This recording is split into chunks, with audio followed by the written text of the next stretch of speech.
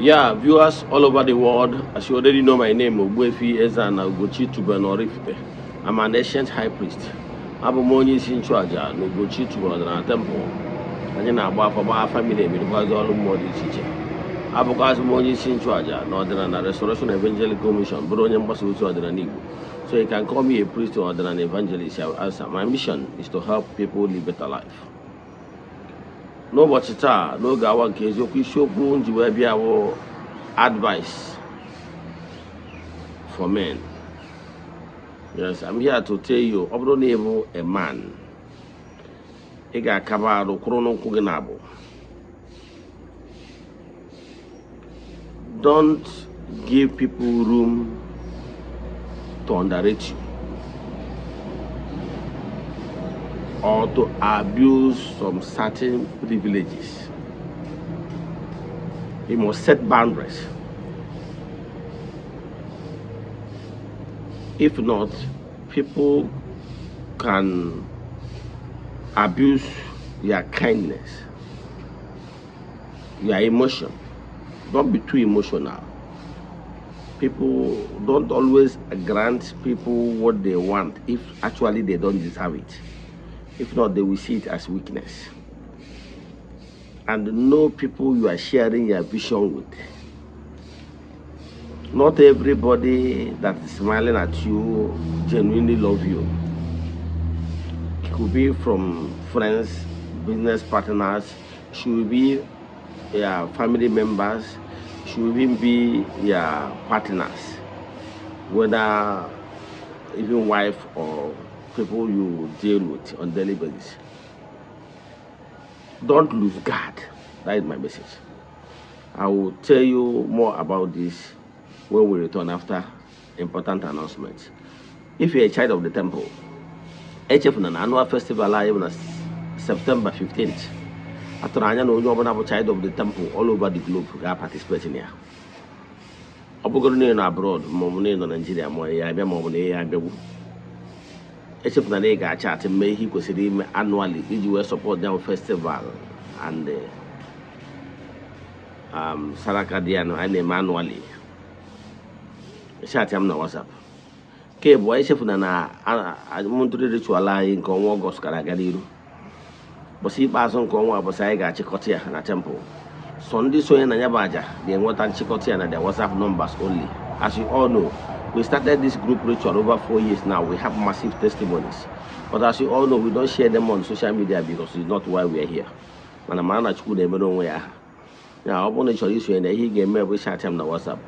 You make token donation to the account number. Forward ya 3 prayer request anyị ga-edebe n'ọta na-achụ aja na-aga ọfọ na-ekwubi okwu n'isi ganye na ọnwa agwụ. So I'm only interested. My WhatsApp number remains 0805-7837-672. Now let's proceed. Advice for men.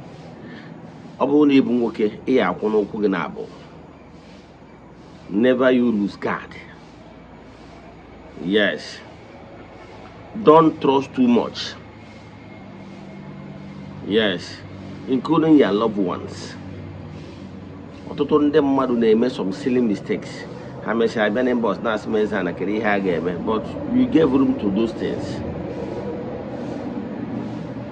As a man, even some confidential documents, keep it to yourself. Do you know, let me tell you what will shock you. Do you know that people you trust so much, people you hold so dear to you, could be your PA, could even be your wife, could be spying on you, you know. Yes. Make sure you don't lose guard. Your phones are your personal thing. Do you know that there is some codes people can put, people that you hold so dear to you, there are some codes they will put on your phone. Every damn thing you are doing, they will be seeing it on their phone. Be it whatever messages, they will be seeing it, you know. And also they can be using it against you. They can even be claiming that they are seers, and so on and so forth. Don't overtrust people, especially people that doesn't deserve it. You love with caution. Yes, I understand that men naturally are natural lovers. Yes, genuinely, because even in creation mandated we men to love generously. But even if at that particular phase of loving, which are gị, o nwere ọtụtụ ndị mmadụ nọ na my inbox today that are crying because they lose God. Learn how to set boundaries, no matter who the person is, including your wife. Set boundaries. Many have gone because of carelessness and over familiarities. Yes, you love your family, but set boundaries. That is what makes you a man. To avoid had I know, and to avoid gone so soon. Ọ bụrụ na nwoke iji na this particular advice nyere gị wee kparịa amụ. Ịghọtara ya? Even their goals you set for yourself, please don't share it to some people when the plans are still at the infant level. Allow those your dreams to manifest. But when they're still at the formulation stage, please keep it yourself. It's not everything that you share with your close people. It can be close partners, it can even be your wife. Don't share everything with them. Keep some, because they're going to use those things. Yes, those confidential informations. Sometimes you lose God. They will going to use it against you. Even at the point of that you are in love, loved with caution. Take this my advice so that you will not come to my inbox tomorrow and be crying anyam anyam. I know a particular story. Somebody told me this man, a boyfriend, set up his woman, as in they have already agreed to marry each other. In fact, they are already almost at the verge of concluding everything in few months time. But this man set up this woman. Yes, after setting the woman up, do you know that customer that used to come to the shop to patronize the woman later married the woman? It shocked you. And the woman will be thinking that what he married her.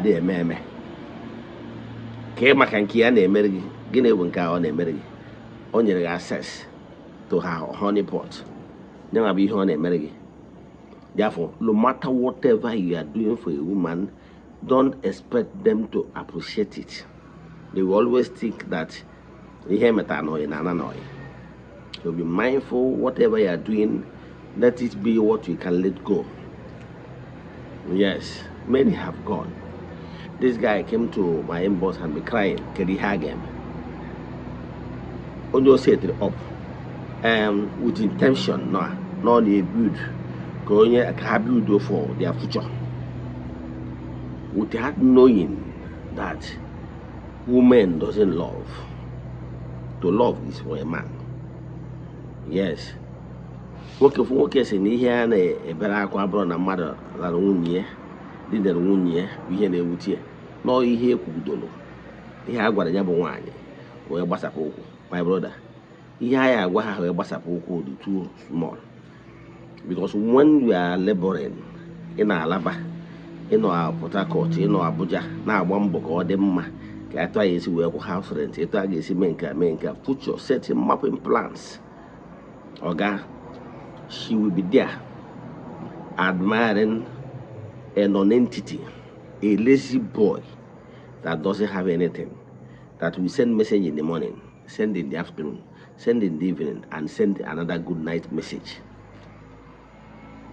Haga, we are no onye ha attention, only the caring, forgetting that go on hustling and bustling is to be able to provide her needs.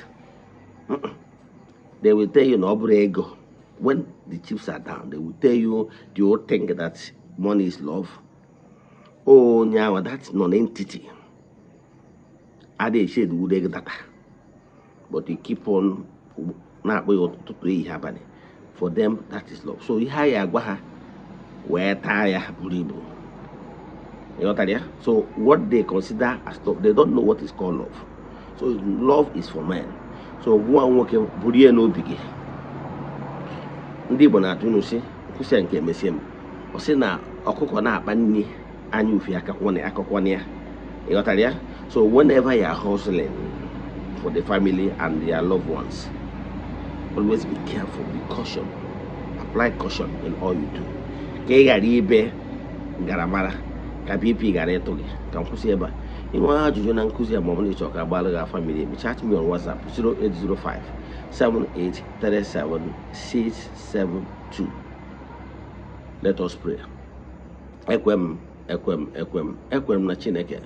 Ekwem na ọ dị ihe siri m ike ka Chineke na-apụghị ezi m ụzọ m ga-esi lụgbuo ya n'ihi na ọ masịrị ihe niile. Obi m siri ike na Chineke emeworo m ya, ya gazie. May the blessings of Chukwu be with you all. May you be protected, may you be blessed now and forevermore. Ya gazie.